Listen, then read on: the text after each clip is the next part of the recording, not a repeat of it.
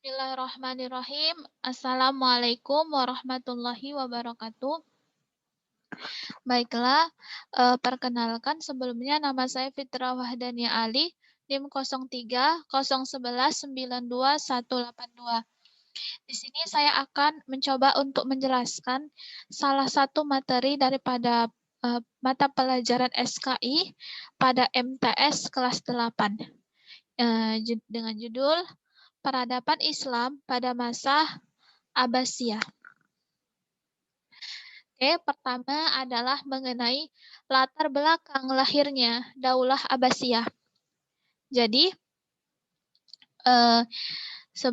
setelah wafatnya Nabi Muhammad SAW, kemudian kan tampuk kepemimpinan itu dipegang oleh Abu Bakar. Selanjutnya berganti nanti pada Umar, ya kan, Utsman hingga kepada Ali bin Abi Thalib radhiyallahu taala anhum. Itulah keempat masa kepemimpinan keempat sahabat itu dinamakan dengan masa Al-Khulafa Ar-Rasyidin, ya kan. Selanjutnya pada masa Ali bin Abi Thalib itu kan pada masa pemerintahannya beliau itu kaum muslimin itu berpecah gitu ya kan. Nah, banyak apa ya, berbagai macam apa ya, pergolakan gitu ya kan, pergolakan politik gitu pada masa pemerintahannya beliau, ya kan. Salah satunya adalah disebabkan karena konfliknya beliau dengan Muawiyah, di mana Muawiyah itu menuntut, ya kan, menuntut balas atas kematiannya Utsman gitu.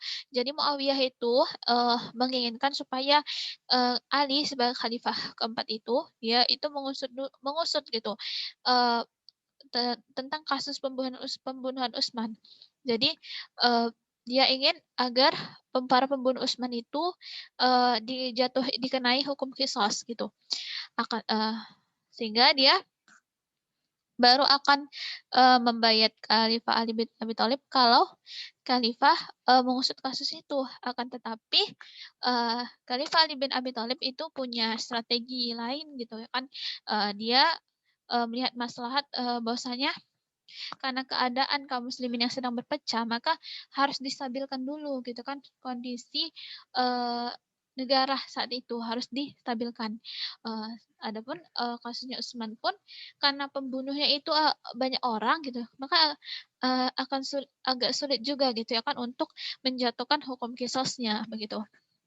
Sehingga konfliklah antara Muawiyah dengan Khalifah Ali bin Abi Thalib sehingga puncaknya pada perang Siffin gitu ya kan, di mana kaum muslimin itu sama kaum muslimin itu berperang gitu, perang Siffin hingga nanti ada namanya peristiwa Tahrim gitu kan, hingga sampai nanti pada wafatnya Ali bin Abi Thalib. Nah, ketika wafatnya Ali, uh, tampuk kepemimpinan kaum muslimin itu digantikan atau itu dipegang oleh anaknya atau putranya Ali bin Abi Thalib, yaitu Al Hasan gitu ya kan.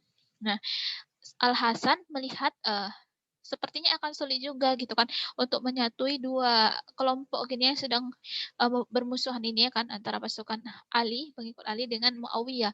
Maka dia berinisiatif untuk menyerahkan jabatan kepemimpinan, jabatan kekhalifahan itu kepada Muawiyah gitu ya kan, dengan beberapa syarat.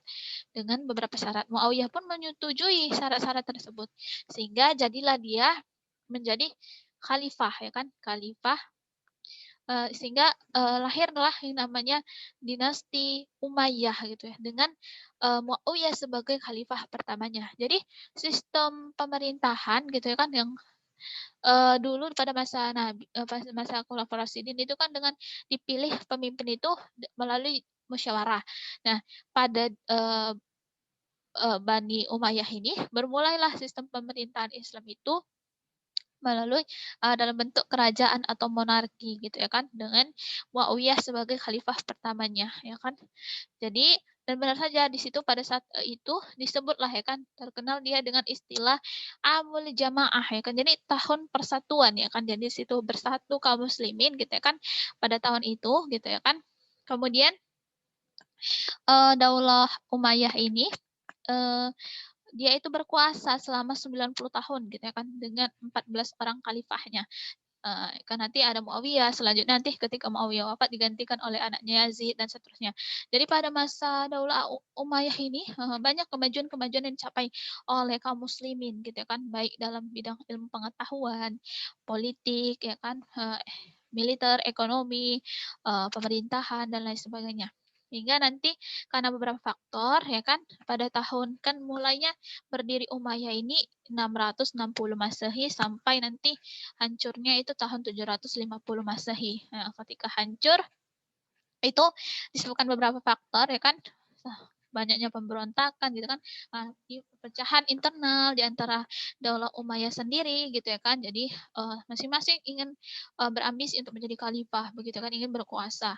Lalu munculnya berbagai macam gerakan, salah satunya adalah nanti gerakan yang dipimpin oleh keturunan daripada Bani Abbas gitu kan. Makanya nanti dikatakan nanti Daulah Abbasiyah gitu kan, setelah Daulah Umayyah nanti muncul Daulah Abbasiyah karena salah satunya nih munculnya gerakan-gerakan gitu ya kan, yang ingin menghancurkan Daulah Umayyah. Kemudian kekecewaan baik para ulama dan rakyat terhadap pemerintah ya kan, karena kan tidak semua gitu kan, khalifah-khalifah itu memang ada yang bagus memimpinnya, tapi ada juga dia yang sebenarnya dia tidak layak jadi khalifah, tapi karena sistem monarki tadi dia terpilih begitu ya kan. Lalu ya, hingga nanti pada wafatnya khalifah terakhir Daulah Umayyah itu Marwan bin Muhammad. Nah, setelah hancurnya gitu Daulah Umayyah, kehancuran Bani Umayyah ini adalah awal mula ya kan, Daulah Umayyah hancur sekaligus berdirinya ya kan, tahun hancurnya Daulah Umayyah sekaligus sebagai tahun berdirinya Daulah Abbasiyah gitu kan, pada tahun 750 Masehi. Selanjutnya adalah tentang khalifah-khalifah Daulah Abbasiyah. Nah, jadi Daulah Abbasiyah ini kalau Umayyah kan cuma 90 tahun. Kalau Daulah Abbasiyah ini dia panjang berkuasanya kan, lama gitu ya kan, berkuasanya hampir ya 5 abad lebih. Ya kan dari tahun 750 Masehi sampai 1258 nih dari khalifah yang pertama Abu Abbas As-Saffah gitu kan, sampai kepada khalifah terakhir, khalifah yang ke-37 Al-Mustasim ya kan. Jadi inilah khalifah-khalifah Daulah Daulah Abbasiyah ya kan. Bisa teman-teman lihat ya kan. Kemudian tentang periodisasi Daulah Abbasiyah. Nah, jadi Daulah Abbasiyah ini dibagi kepada 4 periode kan. Pertama itu ada periode pertama itu 750 sampai 847 Masehi yang ditandai dengan besarnya pengaruh Persia. Nah, jadi di sini pada periode pertama ini adalah periode berkembangnya, majunya gitu kan, majunya atau masa keemasan bisa dikatakan daripada Daulah Abbasiyah ini ya kan, dari Khalifah Abu Abbas As-Saffah sampai kepada Al-Mutawakkil di situ ya kan. Jadi pada masa Khalifah Abu Abbas As-Saffah ini, di situ masih belum stabil kondisi politiknya gitu, kondisi stabilan negara itu masih belum stabil gitu, masih banyak apa ya, musuh-musuh gitu ya kan, yang ingin masih tidak stabil lah gitu ya kan. Hingga nanti pada masa Abu Ja'far Al-Mansur ini ya, ini mulai kan mengalami perkembangan kemajuan daripada Daulah Abbasiyah gitu ya kan. Pada masa Abu Ja'far Al-Mansur. Di situ pada masa Abu Ja'far Al-Mansur ini banyak ya kan capaian-capaian apa, pertama termasuk yang khalifah yang terbaik lah gitu ya kan, Abu Ja'far Al-Mansur ini dalam Daulah Abbasiyah. Dia itu bisa meredam gitu ya kan, antara apa ya, musuh-musuh gitu ya kan. Yakni musuh-musuh ya kan, berbagai macam pemberontakan ya kan. Salah satunya itu adalah daripada kedua paman beliau sendiri ya kan, yang ingin berambisi untuk menjadi khalifah juga gitu kan. Itu ada Abdullah bin Ali dan Saleh bin Ali. Jadi berhasil Abu Ja'far Al-Mansur ini untuk menyingkirkan keduanya gitu kan. Kemudian ada lagi dari menghadapi kekuatan Abu Muslim ya. Jadi setelah kedua pamannya itu salah satu yang mengancam juga gitu kan daripada Daulah Abbasiyah ini adalah Abu Musa gitu kan, Abu Muslim. Nah, jadi, ditumpas sama dijatuhi, hukuman mati gitu ya kan, Abu Muslim ini sama Abu Ja'far Al-Mansur untuk menjaga kestabilitasan, eee eee, apa ya, politik ya kan, stabilitasan dinasti Abbasiyah ya kan. Jadi dan terakhir adalah pemberontakan gitu ya kan daripada Syiah gitu. Nah, pada saat ini pun, berhasil juga dibunuh salah satu pemimpinnya gitu ya kan. Dibunuh salah satu, ditumpas salah satu pemimpinnya. Setelah 3, ancaman ya besar gitu ya kan dikatakan, daripada Daulah Abbasiyah, telah berhasil ditumpas, maka selanjutnya mulai untuk membangun, dinasti, membangun, apa ya, peradabannya gitu kan oleh Abu Ja'far Al-Mansur. Ya, salah satunya adalah dengan dibangunnya kota Baghdad. Jadi, sebelumnya pada masa Daulah Umayyah gitu kan, pada masa Nabi Muhammad dan Khulafaur Rasyidin kan pusat, pemerintahan itu berpusat di Madinah. Kemudian ketika Daulah Umayyah itu berpusatnya di Damaskus. Nah, pada masa Abu Abbas As-Saffah itu dipindahkan, dia ke, eee, dipindahkan juga pada masa Al-Hisamiyah kalau nggak salah ya kan, pada masa, eee, Abu As-Saffah ini itu, dia pusat pemerintahannya itu, ya kan dipindahkan juga gitu hingga, di masanya Abu Ja'far Al-Mansur itu beliau memutuskan untuk memindahkan pusat, ibu pemerintahan ya atau ibu kota itu ke kota Baghdad. Nah, ke kota Baghdad ya kan. Kemudian di situ dimulailah dibangun ya kan bangunan kota Baghdad gitu. Eee, selanjutnya setelah dibangun kota Baghdad gitu maksudnya, dia melakukan namanya, pemajuan ekonomi gitu ya kan, pemajuan ekonomi. Di situ ya kan, mulai ya kan, kemajuan ekonomi, dari segi ekonomi ini ya kan, kota Baghdad menjadi pusat perdagangan gitu ya kan, menjadi pusat perdagangan, jadi munculnya berbagai macam, industri gitu kan dan seterusnya. Kemudian pada masa beliau juga didirikan pusat kajian ilmu pengetahuan gitu kan. Jadi kalau masa Daulah Umayyah itu membangun peradabannya pada fisik dengan infrastruktur atau misalnya ekspansi perluasan wilayah. Kalau masa Daulah Abbasiyah ini dia lebih kepada apa ya mengembangkan SDM sumber daya manusia. Jadi khalifah-khalifah Daulah Abbasiyah ini terkenal dengan orang-orang yang cinta akan ilmu pengetahuan. Jadi ilmu sangat dihargai sekali gitu kan. Pada masa Daulah Abbasiyah ini ya kan ini boleh dikatakan adalah masa keemasan ya kan daripada peradaban Islam sekaligus masa keemasan daripada pendidikan Islam gitu ya kan. Dari sini berkembang ya ilmu pengetahuan. Puncaknya nanti pada masa Khalifah Harun Ar-Rasyid gitu kan. Pada masa Abu Ja'far ini sudah mulai ya kan dilakukan penerjemahan karya-karya bahasa asing ke dalam bahasa Arab. Ini sangat berpengaruh sekali terhadap majunya ilmu pengetahuan pada masa itu gitu kan. Kemudian pada masa kemudian Al-Mahdi, pada masa Al-Mahdi dan Khalifah seterusnya itu juga nanti akan dibangun gitu kan pusat-pusat kajian gitu ya kan, pusat-pusat kajian di situ para alim ulama berkumpul gitu, saling berdiskusi tentang ilmu pengetahuan gitu kan. Salah satunya nanti dibangun namanya Bait Al-Hikmah gitu. Itu adalah perpustakaan besar sekaligus pusat kajian ya kan berbagai ilmu pengetahuan gitu dan seterusnya.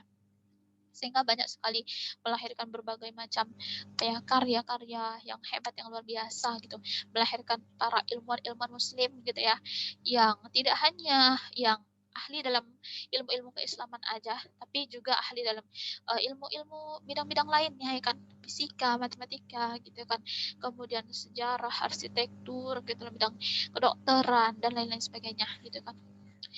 Inilah dia kan khalifah Daulah Abbasiyah nih. Pada masa periode pertama itu pengaruh Persia sangat kental sekali.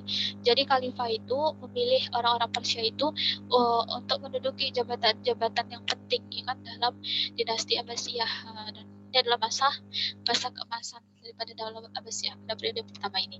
Selanjutnya pada periode kedua sampai keempat ini ada disintegrasi. Jadi masa-masa kemunduran sebenarnya kan sampai akhirnya nanti jatuh pada tahun 1298 nanti hancur ya kan Daulah Abbasiyah. Jadi periode kedua ini 847 sampai 946 Masehi ini besarnya tekanan Turki.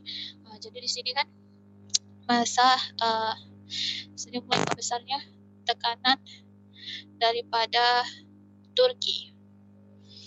Jadi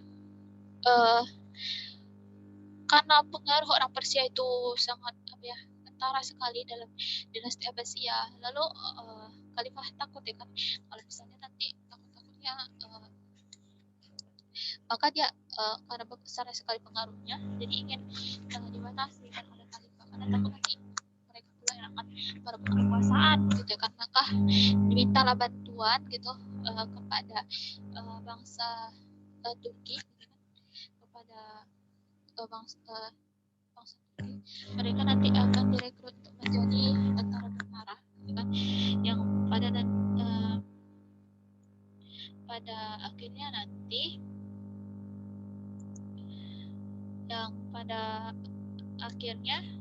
ya kan nanti mereka ini mendulang prestasi yang besar gitu kan para orang-orang Turki, jadi orang-orang berpengaruh juga ya kan dalam Daulah Abbasiyah, hingga nanti mereka ini semakin mempersempit perannya Khalifah ya kan, perannya Khalifah sendiri gitu ya kan, sehingga mereka ini Khalifah juga meminta bantuan kepada akhirnya nanti kepada dinasti Bani Buwaihi gitu kan, periode ketiga dengan munculnya kekuatan politik. Jadi untuk menumpas daripada bangsa tekanan orang-orang Turki itu sendiri gitu kan, jadi akan minta bantuan oleh Khalifah kepada Bani Buwaihi yang pada selanjutnya nanti Bani Buwaihi ini pun juga menjadi bumerang bagi dinasti Abbasiyah ya kan, mana mereka ini adalah orang-orang yang berpaham Syiah. Mereka memang berperan gitu kan dalam kemajuan Daulah Abbasiyah, tetapi karena mereka ini berpaham Syiah ya kan, mereka berkuasa ya kan, memiliki kuasa gitu kan di Daulah Abbasiyah, dan mereka ini malah memaksa kaum muslimin untuk memeluk ya kan, atau memeluk ajaran mereka ya kan, ajaran Syiah ya kan, aliran Syiah ini gitu kan, sehingga nanti pun pada periode keempat ini ya kan kembali lagi orang-orang Turki Bani Saljuk ya kan, mereka ini kan ya Ahlus Sunnah wal Jamaah gitu kan, jadi mereka tidak terima gitu dengan paham Syiah ini gitu, jadi mereka juga mendukung Khalifah meminta bantuan mereka gitu kan juga untuk menumpas pada Bani Buwaihi ini ya kan, hingga nanti Bani Saljuk ini malah juga menjadi ancaman juga sama ya kan, jadi ancaman juga bagi Daulah Abbasiyah nanti kan, sehingga udah kacau balau lah gitu pada saat itu Daulah Abbasiyah gitu, hingga yang terakhir nanti adalah Daulah Abbasiyah diserang oleh bangsa Mongol gitu kan, diserang oleh bangsa Mongol.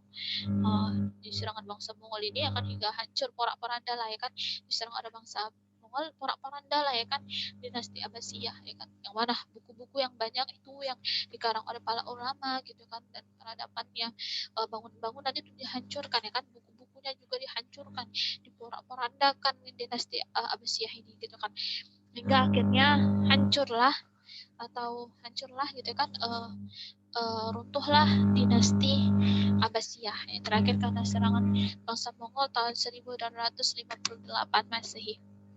Selanjutnya kemajuan-kemajuannya kan yang dicapai umat Islam pada masa Abbasiyah ini sudah dijelaskan juga tadi kan, ada pengembangan ilmu pengetahuan gitu kan dalam berbagai bidang gitu kan, tidak hanya ilmu keislaman saja, tapi juga fisika, matematika, ilmu kedokteran, ilmu sejarah gitu dan seterusnya, sangat luar biasa gitu kan, sehingga selanjutnya ada penertiban administrasi dan pemerintahan. Di sini sudah ada namanya sekretaris negara gitu kan, ada juga dibentuk departemen-departemen, dewan-dewan gitu kan, untuk semuanya itu untuk merapikan daripada administrasi pemerintahan. Lalu kemajuan dalam bidang politik dan militer gitu kan, kemajuan ekonomi kan, perdagangan dan menjadi pusat perdagangan kan pada masa itu, juga industri tekstil, kemudian apalagi banyak ya kan menjadi pusat berdiri pusat-pusat industri gitu kan. Lalu seni budaya, ini salah satunya adalah seni arsitektur. Jadi terkenal ya kan kota Baghdad itu peradaban Islam pada masa itu dengan apa ya seni yang nilai seni yang tinggi ya kan, tidak dengan bangunan-bangunannya ya kan yang jadi luar biasa ya kan. Masjid-masjid juga dibangun dengan nilai-nilai seni ya kan, arsitekturnya yang tinggi gitu. Lalu seni sastra dan seterusnya kan, kemajuan ya kan pada masa Abbasiyah ya kan. Kemudian nih faktor runtuhnya Daulah Abbasiyah ya kan. Jadi ada dua dia, faktor internal dari dalam sendiri kan, faktor eksternal dari luar. Faktor internal ini adalah dunia, dunia ya kan. Jadi para khalifah-khalifahnya, para pejabat-pejabatnya, karena misalnya karena Daulah Umayyah itu kan Daulah Abbasiyah itu kan dia wah sangat luar biasa sekali ya kan pencapaian-pencapaian pada masa itu, walaupun nanti pada masa-masa seterusnya itu, pada periode seterusnya itu mengalami kemunduran, tapi pencapaiannya luar biasa gitu, sehingga kekayaan itu melimpah ya kan. Para khalifah itu kaya-kaya mereka, sehingga mereka itu sangat apa ya cinta dunia ya kan. Jadi serakah juga nanti kan, karena keserakahan akhirnya menjadi salah satu faktor hancurnya Daulah Abbasiyah. Lalu konflik antar keluarga Abbasiyah ya, masing-masing ingin berambisi untuk jadi khalifah gitu ya kan, jadi konflik ya kan, berkonflik dengan mereka. Lalu konflik Sunni Syiah tadi udah jelaskan ya kan, pada masa Bani Buayi ya kan, yang mana mereka itu berpaham Syiah ya kan, berkonflik dengan orang-orang mereka memasakkan paham mereka kebanyakan pada saat itu ya Sunni gitu ya kan, Sunni. Jadi konflik lah ya kan, jadi salah satu juga ya kan semakin memperburuk ya kan kondisi pada saat itu. Lalu melemahnya jiwa patriotisme dan nasionalisme. Nah, faktor internal. Lalu faktor eksternalnya adalah banyak munculnya pemberontakan, banyak sekali pemberontakan atau gerakan-gerakan gitu ya kan, untuk menghancurkan Daulah Abbasiyah ini. Banyak sekali ya kan. Selanjutnya adalah dominasi bangsa Turki dan Persia dan lain-lainnya. Jadi mungkin itu saja yang dapat saya sampaikan. Kurang lebihnya saya mohon maaf. Assalamualaikum warahmatullahi wabarakatuh.